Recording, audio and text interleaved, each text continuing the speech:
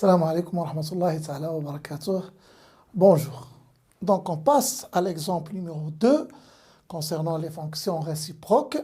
Donc je prends fx égale 2x moins 1 sur x moins 3 et l'intervalle i égale moins l'infini 3 ouvert en 3. L'objectif c'est toujours de montrer que f admet une fonction réciproque et d'expliciter cette fonction réciproque. Bon, pour montrer que f admet une fonction réciproque, comme toujours, je dois montrer qu'elle est tout d'abord continue et qu'elle est strictement monotone. Donc, la fonction qui a x fait correspondre 2x moins 1 sur x moins 3, c'est une fonction qui continue sur son domaine de définition puisqu'il s'agit ici d'une fonction rationnelle, donc qui est R moins le singleton 3.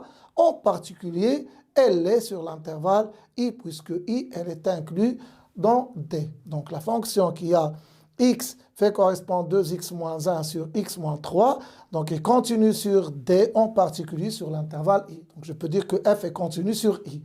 Ensuite, vous pouvez montrer facilement que pour tout x appartenant à i, f' de x est égal à moins 5 sur x moins 3, le tout carré. Donc je vous laisse le soin de calculer f'. Et donc, vous pouvez remarquer que f' de x, elle est strictement inférieure à 0, puisque moins 5 est strictement inférieur à 0, et x moins 3, c'est un carré qui est strictement positif. Donc, je peux dire que f est strictement décroissante sur l'intervalle i.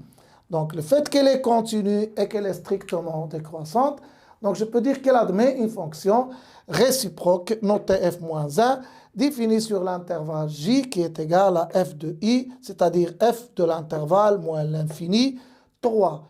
Et puisque f est une fonction continue strictement décroissante, l'image de moins l'infini 3, donc c'est la limite lorsque x tend vers 3 moins de fx, et la limite lorsque x tend vers moins l'infini de fx.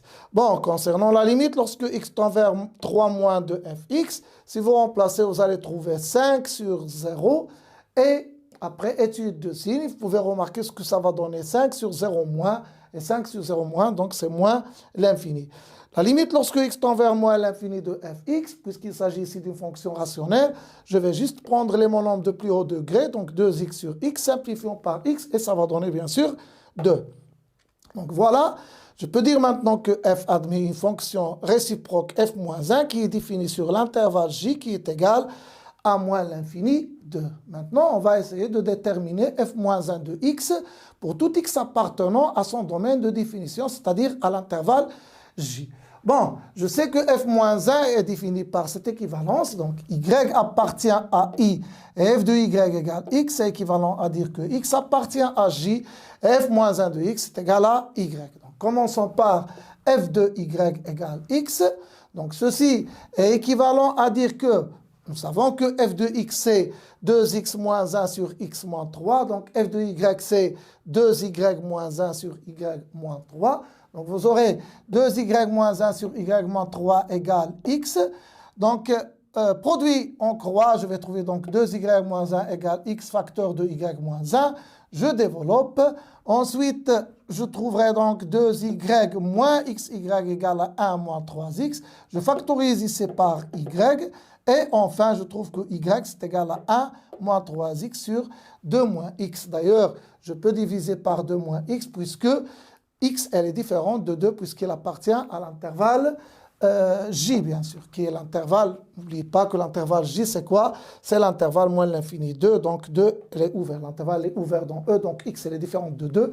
Et donc 2 moins x, elle est différente de 0. Et j'aurai y qui est égal à 1 moins 3x sur 2 moins x. Donc je peux dire que ma fonction réciproque f moins 1 est définie par, quel que soit x appartenant à j, f moins 1 de x est égal à 1 moins 3x sur 2 moins x. À bientôt.